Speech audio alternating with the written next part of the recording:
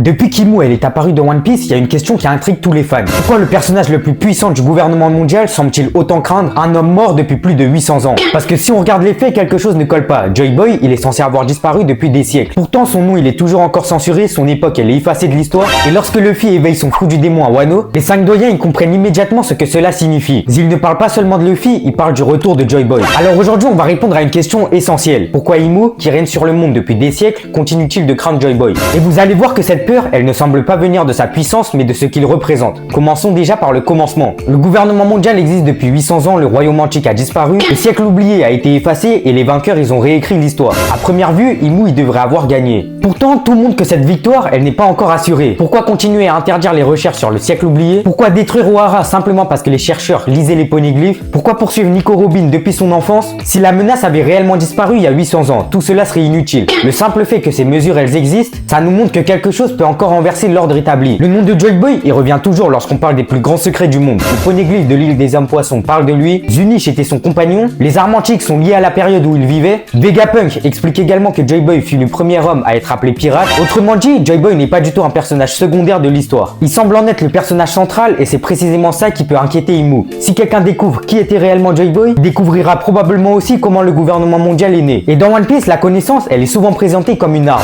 Les poneglyphes, ils ne détruisent personne, Robin ne possède pas du tout une force capable de rivaliser avec les empereurs, les chercheurs d'Ohara n'étaient pas des combattants et pourtant, le gouvernement mondial les considère comme des menaces absolues. Pourquoi? Parce qu'ils peuvent révéler la vérité. Une vérité capable de changer la manière dont le monde voit ses dirigeants. Si Imu y règne grâce à une version incomplète ou manipulée de l'histoire, alors révéler cette histoire devient une menace plus grande que n'importe quel pirate. À Wano, Zuniche entend les tambours de la libération. Puis il dit « Joy Boy est revenu ». Et cette phrase, elle a provoqué énormément de débats. Mais le manga, il nous dit jamais que Luffy est la réincarnation de Joy Boy. Il établit surtout un parallèle. Luffy a éveillé le Ito Itonomi modèle Nika. Il porte une volonté semblable à Joy Boy. Il incarne à nouveau l'idéal de liberté associé à Joy Boy. Autrement dit, c'est pas forcément l'homme qui revient, c'est peut-être sa volonté. Et dans One Piece, la volonté, elle traverse les générations. C'est l'un des thèmes centraux du manga. À Egghead, les événements ils deviennent particulièrement intéressants. Lorsque le haki de Joy Boy conservé dans la corde d'Emmet est libéré, les réactions elles sont immédiates. L'anime nous montre qu'Imu ressent cette présence à des milliers de kilomètres et cette scène elle est fascinante. Elle confirme au moins une chose. Le haki de Joy Boy est si exceptionnel qu'il peut être encore ressenti des siècles après avoir été laissé dans un objet. Et Imu, il le reconnaît instantanément. Le manga il ne précise pas exactement ce que ressent Imu, mais en tout cas ce qui est sûr, cette réaction nous montre que Joy Boy n'était pas un simple nom du passé. Son empreinte elle est encore suffisamment puissante pour provoquer une réponse immédiate. Quand on pense aux personnages les plus puissants de One Piece, on parle souvent de leur capacité de combat. Mais Joy Boy, il semble avoir possédé une autre forme de puissance. Il rassemblait les peuples, comme les hommes poissons, Zuniche, le royaume antique, et probablement d'autres alliés dont nous ignorons encore l'identité. Et ce schéma-là, il nous rappelle immédiatement Luffy. À chaque arc, il transforme d'anciens ennemis en alliés.